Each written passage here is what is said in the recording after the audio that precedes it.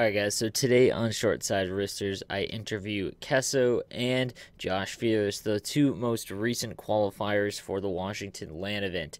It ran extremely long, but the entire conversation is super beneficial for the community, I think. So I'm going to break it up into a few parts just to keep it so that it's not, one long, gigantic, over an hour-long video. So over the next couple days, I'll release the pieces of it, and I think you guys are really going to enjoy it. So let's jump into it. Alright guys, this is an episode of Short Side Wristers with the two qualifiers of the most recent Washington Capitals event, Keso and JoshFearless. Thank you guys for joining me. Start with Josh. Tell the people about yourself. How old are you? Where are you from? When did you start playing NHL? Hi, I'm Josh. I go by JoshFearless13 online. I am 22 years old. I'm currently living in Thunder Bay, but I was originally born in Toronto. I started playing NHL in NHL '09. Yeah, started playing with my buddies. NHL '09? When did you start taking it seriously?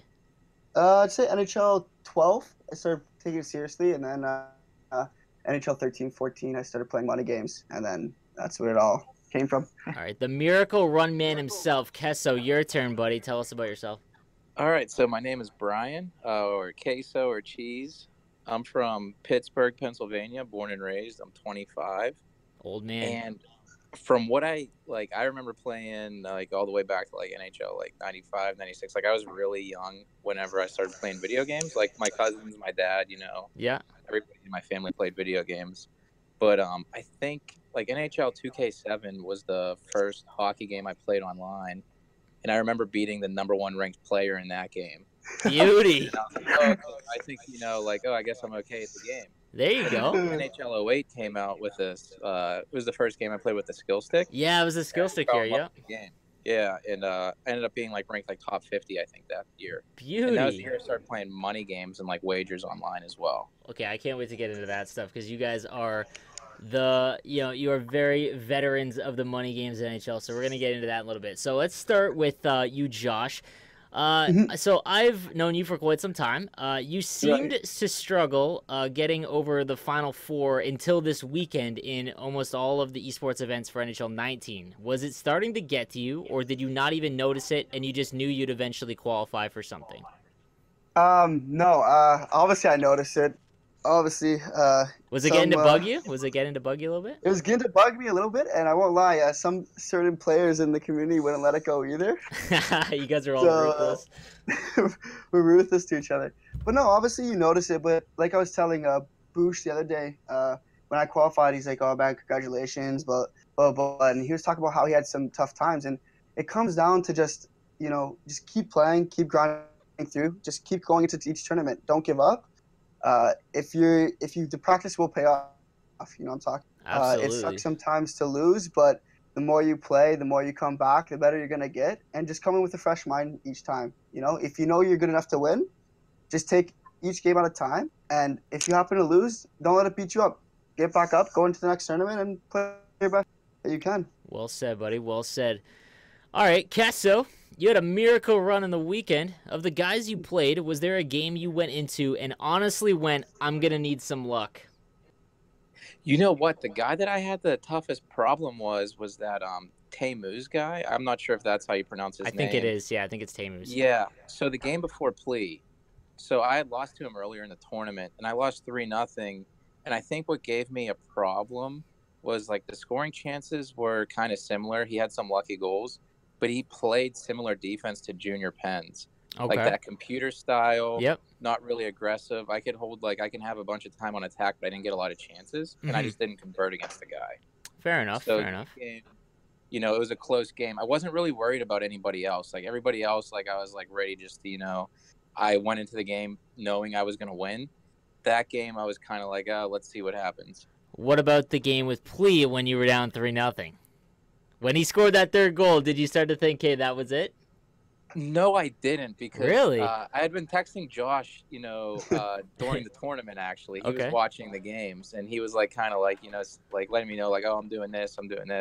He told me to call that timeout. So that game against Plea, I had those 2 open nets that I Yep. missed with Burakovsky. Yep. And after that, like I had gotten a lot of chances, I felt like, and I just didn't break through. So whenever I went down 3-0, I had already been down in that tournament how many times? Like I was down Yeah. 4-2 to Domi. Diomi. Diomi, So yeah. I was actually yeah, racing so watching it's that like game. Yeah. yeah, and I had nothing to lose. Like I was the underdog the whole time. Like all the Finnish people were like, "Oh, just wait until you play this next guy," Yeah. and then I'd play that next guy and I'd destroy him.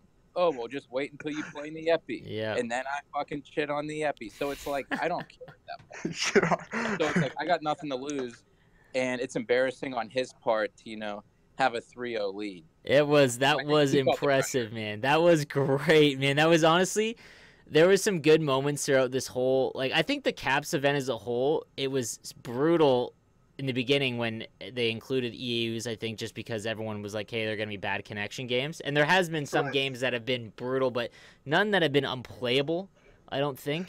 There hasn't been, I don't think there's been No. any that have been completely unplayable, but like the stuff that, like the storylines that you would get out of an NHL eSports qualifier has been nuts. And that run was hilarious. You had 5 EU guys in a row in the losers bracket.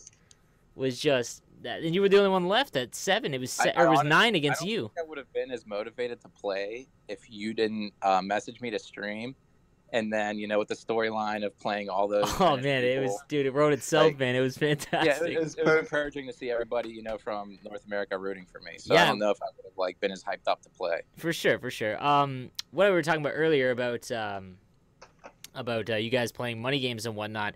How long have you guys been playing money games, and how much do you think ballpark you've made from playing NHL? Never, not including tournaments. Don't do tournaments, but legit, like you guys do wager games. How much do you think you've made in your career of that? Josh, you can go first. You want me to go first? Yeah. Yes, Okay. sir. So originally, when I first started out, so this is how me and Kezo kind of like met each other. So Funny story. when I first I was like ranked number 1 in versus or whatever, and I thought, you know what, I'm gonna try money game stuff. Okay. So I came in and I played Kezo. I didn't know him at the time, but he beat me like 4 games in a row. It And was I was like like just taking, and like like this, I'll always remember from the beginning of my life, because I would have quit. I think I would have quit money games, but he just sent me a message saying, "Hey man, like just play some lower guys, get used to the money games, all this stuff, right?" And then at the end of it, he basically let me keep my last $10. He didn't take it from me.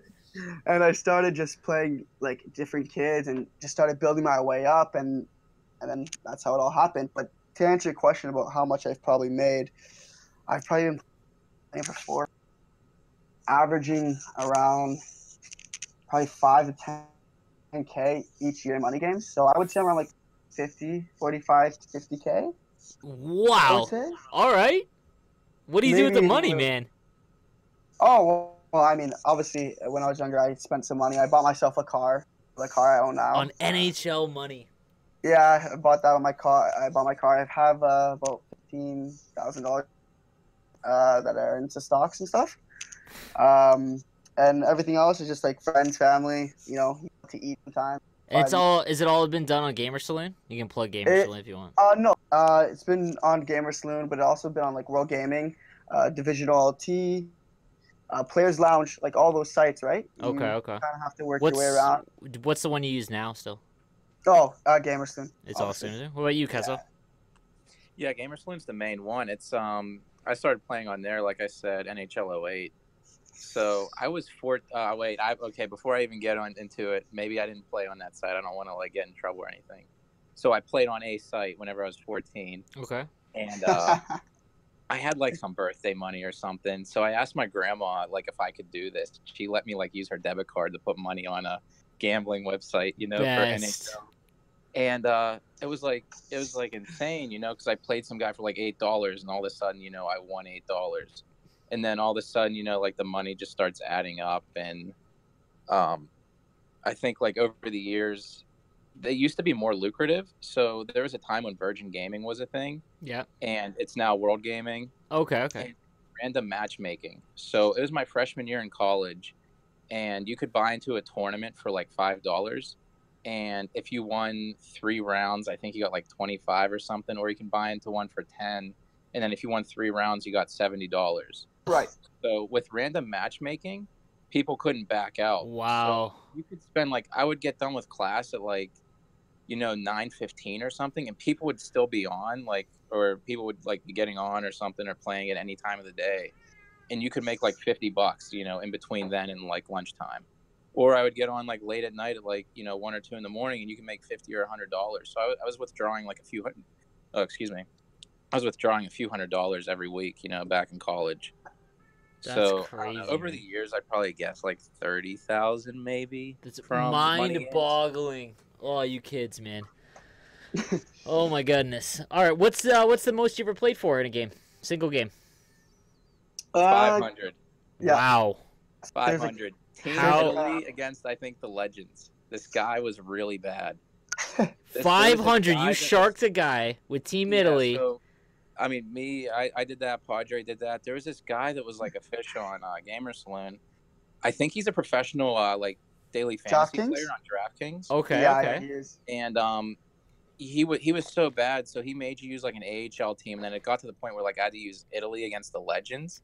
I think it was NHL 12, and you would still win by 5 goals. So I got him for 500 one night, and that was the most I've ever played for in one game.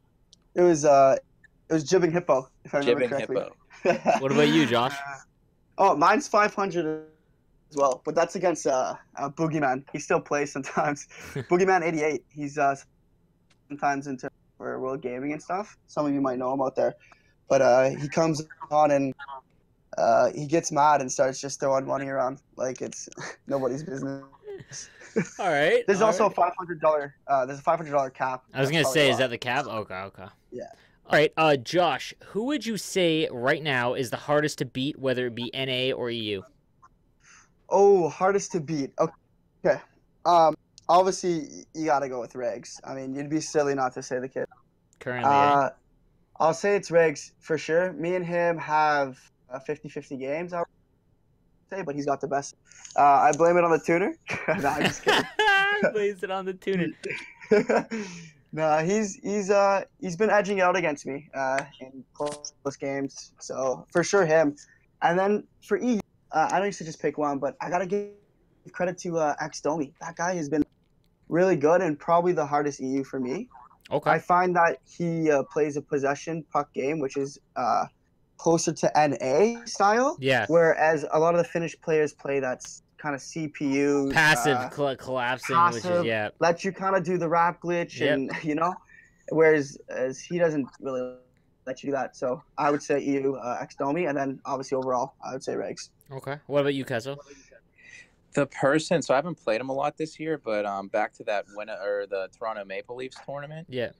Padre gives me a lot of trouble. Okay. I think a certain type of style gives me trouble because he kind of plays a mix between CPU and manual defense. And I played him 3 times that day. We had 2 like 1-goal games, but I lost all 3 games. He gives me a lot of trouble. Pens gets lucky against me, of course. Mm-hmm. And Regs is insane this year. Like I think he's the best player so far this year. His stick skill, like moving the left stick, wiggling it with your players. Like I think he's the best player this year. But he doesn't give me as much trouble as like Padre or Pens. You know what I find? It's funny that you mentioned Padre and Pens because this last 2 months I've watched more hockey, like NHL hockey, competitively than a lot of other people. I think just because of what I've been doing. What I've noticed about Padre is he takes a lot of like one-timers where you wouldn't on the rush early, and I find like if say it's a 2-on-1, I notice he'll take a one-timer much earlier than you would think to take a one-timer. And when I watched Padre versus Pens in I believe it was the first Washington qualifier, I don't think it's talked about a lot, but it's extremely similar. I think I'm actually kind of like, I'm not surprised that you picked up on that, but that's something like some other people might not pick up on. Yeah, like Padre doesn't take any shot. I think he's a little bit more selective, whereas Pens will take any shot that he gets pretty much. But when I watched them both play, I'm like, man, this is not a lot of difference in what they were doing to each other. And I didn't know if it was just the way that Padre, but with you saying that you struggle or that the hardest people that you find right now is Padre and Pens, I'm just like, There, from what I saw, there isn't a huge difference. I think that Padre picks his spots and waits a little bit more. He's more patient in the offensive zone. Padre is he's a little bit more patient, dude. Pens would take like a backhand shot from the blue Yep. line without Yeah, absolutely. somehow score on that. Yep. So Padre is a little bit more selective. Yep. Keso, is this the first time you have general excitement for NHL esports, or are you skeptical about it being a yearly thing? And also, what would you improve upon it currently? So I have a little bit more experience, I think, than some of the other players. I played in both of the Virgin Gaming tournaments. So those were like, I think the total prize pool was 140,000. I'm guessing. What year was it was that? 70,000. What's that? What year was that for? So NHL 12 and NHL 13. Wow. So yeah, so the prize pools were crazy, but the issue back then was that they were ran terribly. It was live event, LAN tournament. Same system, so somebody had to be downscreen too. I remember that. I remember UGC Niagara. Oh. Yeah, single elim. Like the one year I lost, it went to a shootout with computer-controlled like goalies. So I don't even think like people that were like top 10 in the world back then like won the tournaments. But it was an exciting time. Like I was thinking, oh, they're gonna do this tournament every single year, and then it just ended after the second year. So I'm really excited currently. Because the NHL is having involvement now. I just have concerns about the sustainability of it, considering that right now I don't know if there's revenue being created. It seems like it's just an advertising expense. So I think if they transition to something like Madden, where they utilize Ultimate Team to create sales through Ultimate Team and create revenue that way, there can be some sustainability for, a few more years at least. Okay, I could see that. Definitely transition to be much different than what we have now, for sure. It is good to see that the NHL is actually being involved, because it was so in NHL 12 and 13 it wasn't at all, right?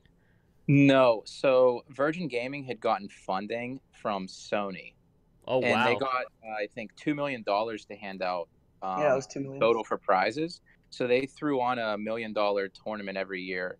So there was I remember now. There's $400,000 in Madden, 400,000 in FIFA, and then NHL would get like the leftover 200,000. Mm-hmm. Yep. So after that, they ran out of money. Like I don't think they had like a great business model set up, and that's when Virgin Gaming transferred back to World Gaming. Okay. Do you like the current way it's being done, where it's multiple teams specifically doing teams-oriented tournaments, or do you like the fact that GWC is seeming to be a yearly thing with it being announced for year 2? Do you think that that is a better way to go, or do you like the fact that each individual team is hosting an event, as opposed to, say, maybe a league or something where it's year-long and it's one thing, as opposed to broken up into potentially 31 different things? I would like Madden does it right now. I would like some sort of feeder system that works through the club tournaments. So it can be done through Ultimate Team. It can be done through Versus. Explain that a little bit. So somebody qualifies for the Anaheim Ducks tournament, right? They win that tournament. They represent the Ducks in the GWC tournament at the end of the year. So there's 31 or 30, I guess 32 soon with the addition of Seattle. Yep. Individual team tournaments throughout the year. You could have small prizes, like $2,500 to $5,000 for the winner for each. And then that could feed into the GWC at the end of the year for the larger prize.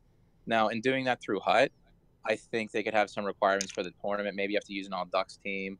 Maybe you just have to use the Ducks jerseys if you're playing the Ducks tournament. There's different ways they could do it to incorporate the teams. Mm-hmm.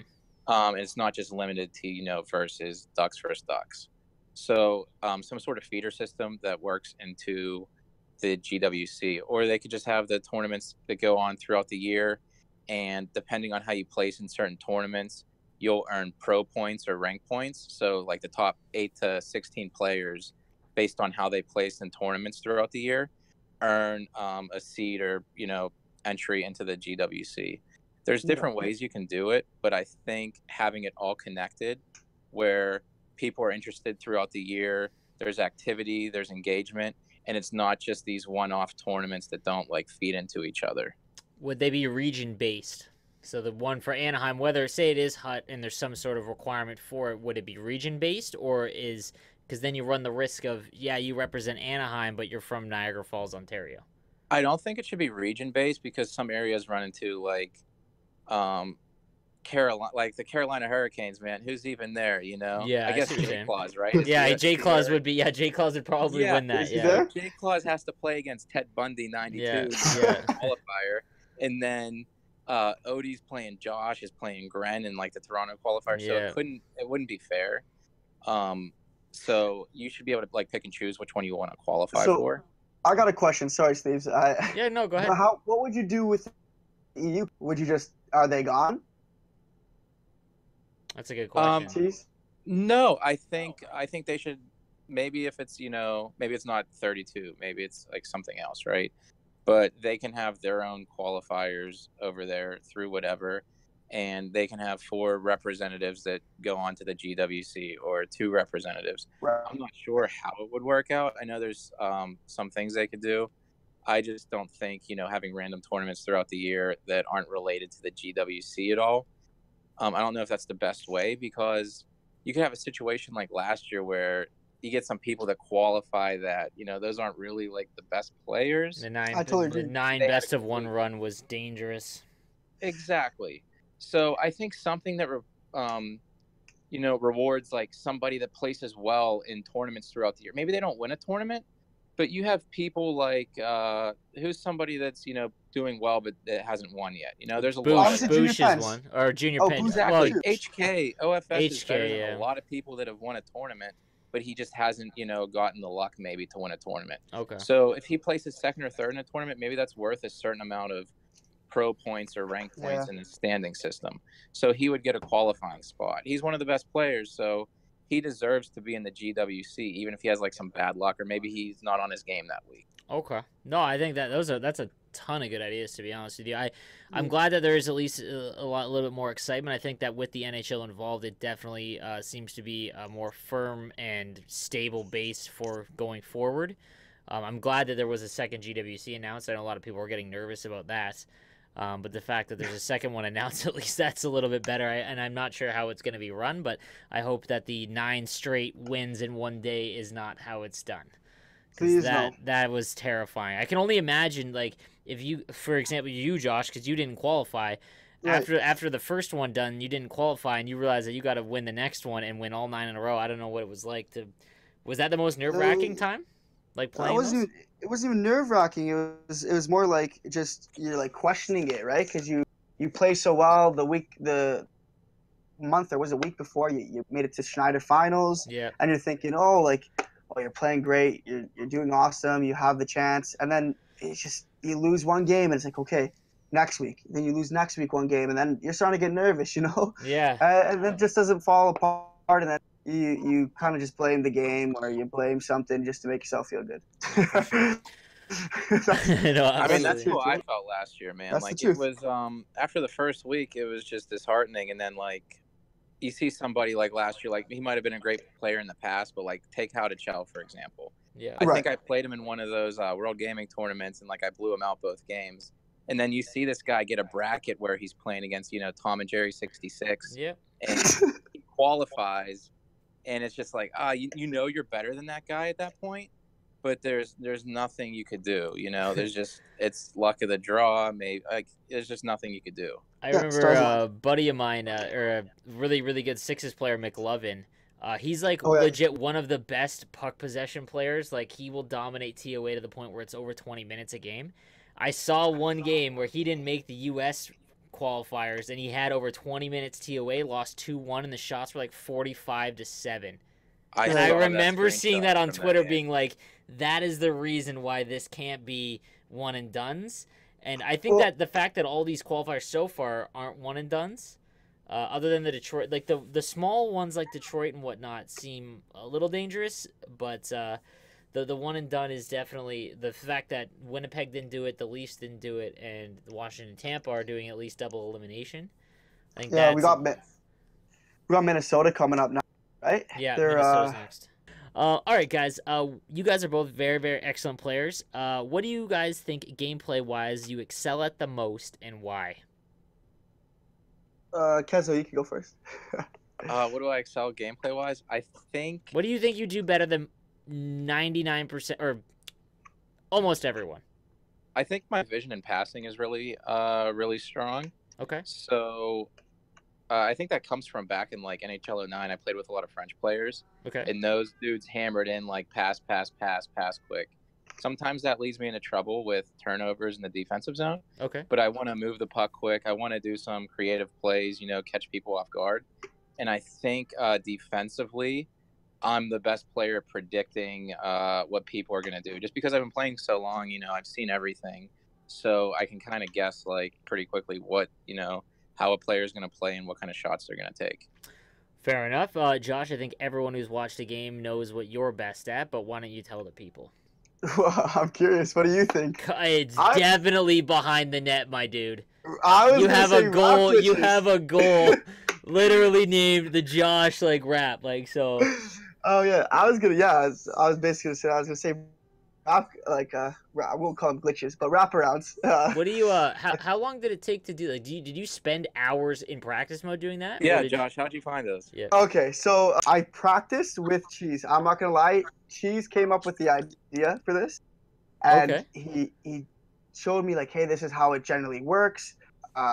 He showed me what to kind of do, and I just hammered it, practice it for like literally in game or practice hours. mode. Practice mode. Okay, I would go into practice, and for an hour I'd probably do it straight. Really? Go into a game, and try to do it I do it in a game. If I wouldn't get it, come back the next day, take a break from it, come back the next day, hammer it. And it's the most frustrating thing to not only play against, but watch, because I can literally see it happening before it happens, because people will pull off into the slot to stop the cross crease, and you're just wide open, man. It's devastating, man. You did it a couple times on your run to winning this weekend. I think that I didn't see a lot of Europeans do it at all, and I don't know what one. Did you pull it against Plea? Yeah, I pulled the forehand wrap. Yes, the forehand wrap against Plea. Yeah, and everyone kind of in chat when they're confused, what that.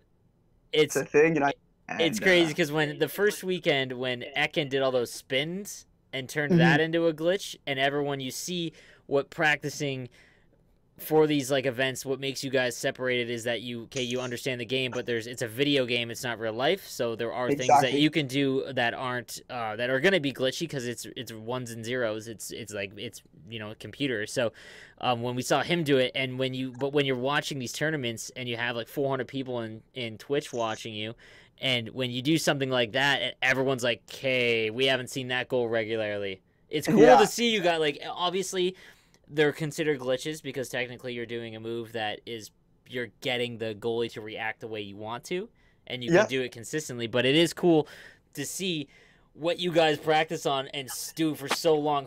How did you come up with the forehand? Are you literally just in practice mode, just grinding a move over and over again? Yeah, so I actually, it's Cheese. Yeah. I messaged Josh one day, and so NHL 18, that backhand wrap this year. Yeah. I found last year in the game, it didn't work as well, but I was thinking, it's going to work this year. And then the general idea is you pull back, you pull on the backhand behind the net, and the goalie stays on the same side. So the idea is why wouldn't that work on the forehand? And I was just messing around in practice mode, and I scored it. And then Josh and I played a game, and I scored that on him, and he didn't know what that was. So I sent him some videos. We went over it, how to do it, how to perfect it. And it mostly just comes of thinking of things, what causes the goalie to move a certain way. And if a goalie moves a certain way, it's a video game, so there's certain things that you can do to trigger. Yeah. If he does it once, there's going to be a way to do it where you can, trigger it every single time. Do you think that's good for the game, or do you think 100%? I'm glad you asked that. Okay, a lot of people complain and say, "Oh, you glitch, you do that." This creates for me personally, what I think, it creates a skill gap. Okay, it's very hard to do these. I try, and it's very difficult. It is super difficult. Your timing needs to be perfect. You need to know where both analogs need to be. You need to know when to do it, and it has to be exact time. You got to get your opponent out of position. So there's a lot of stuff that goes behind it, and people just think, "Oh, you just do that move and it goes in." You have to take your opponent out of position. You have to perfect the moves specific certain time in order for it to pull off, and it creates a skill gap. Not everyone can do it. You can go into and you will not like new players will not know how to do it for like 6 months until they get the basics down. So only pro or like people that play will be able to have the ability to do it, and even then, it's hard to do. That's so honestly an interesting take. That's a very, very interesting take from some like you I guys are agree playing for with big you. money, Yeah, I so agree. like it's like I equate those kinds of arguments with a game like Super Smash Brothers, where you're playing a fighting game, but there is a certain because it's a computer game, there are certain like move sets and things that you just have to do no matter what. And NHL in a sports game, unfortunately, because people are like, that's not hockey. I'm a firm believer of like, hey, I understand it's not hockey, but it's a video game, so like it's not meant to be real. You know what I'm saying? Like it's very difficult. Hockey, more than any other sport, is the most difficult to make a video game. There's motion capture for hockey is your entire body with a stick, whereas football, it's your body. Same with soccer. Like the animations, you're not controlling a stick, so like in all one play, you have to. Where your hands are going to be is where your stick's going to be. Where's your head? Where's your shoulders? How are your legs turning? And like, that's obviously going to create glitches. Like, there's just no way for the goal, especially when you have a computer goalie. Because, like, you know what I mean? Like, with a computer, it'd be like a computer quarterback, and you're playing defense in football. Like, then it'd be very easy because there'd be a way to glitch the line and get to the quarterback. It'd be the same kind of thing. What do you guys think on I watched a lot of your games. I noticed that you guys don't switch to your goalie a lot. Is that something that you want to work on, or is there a reason why you don't? I see a lot of some top players do, whether it's to take away the short side wrister. Do you think that is something that you should focus on to get better at to stop certain goals, or do you think that that's just all defensive positioning and ignore switching to the goalie? You can go. So it's something I used to do on old gen. And I just never got like the goalie controls down, I guess. But I don't really use it. I think it can lead you into some problems. As you saw, Plea controlled his goalie on. You waited him out. The tying goal. You waited him out. Exactly. Yeah. So what are you doing? Like, what are you doing there? Why would you ever do that? Because if he doesn't do that, I might not score. Yeah. So I think it leads people into some trouble sometimes. And I think if you anticipate that the guy's going to switch to the goalie, they're easier to snipe as well. There's certain situations like on breakaways, it makes sense, but if you're good at it, it's probably a weakness in my game that I should work on. Let's be honest. But I just haven't practiced it. That's what it boils down to. I haven't seen a lot of players be very good with it. I've noticed Canadians is one of the better guys with it, but he really only does it to stop short side wristers. It's something I picked up on. I notice him more than anyone else switches to his goalie, and I can see it leading some problems. I'm just wondering I'm wondering if it's something that you guys just haven't focused on because you don't believe that it would be beneficial. Oh, you know what? The first person that masters that's going to win every tournament. You think so? I should probably go and play. You think that? No. If somebody gets user goalie down really well, when to switch on, and how to also switch off your computer to the goalie to put them in good positioning, it would give you such a huge competitive advantage that I'm surprised somebody hasn't done yet. I don't have the time to do that all the time. I don't know. What's your take on it? I beg to differ for one reason. So Mivian's like wrong. He's a goalie in LG. He plays goalie. So that's what I heard. Am I wrong? Please? Sorry. This last season on PlayStation he played out, but I believe he did play goalie for a little while. Yes. Because I remember when we were making a team, he did play goalie before. Yeah. He does use it sometimes, but he doesn't even use it that often, and he is pretty decent in that. Like I've seen him play. Like he's pretty decent in that. So I think that the take would be to ask him. Okay. But for some reason, I think he doesn't use it because it's not beneficial. If it was beneficial, he's good enough to use it. I was just wondering that. Can you switch on hybrid? Hybrid? I don't even know.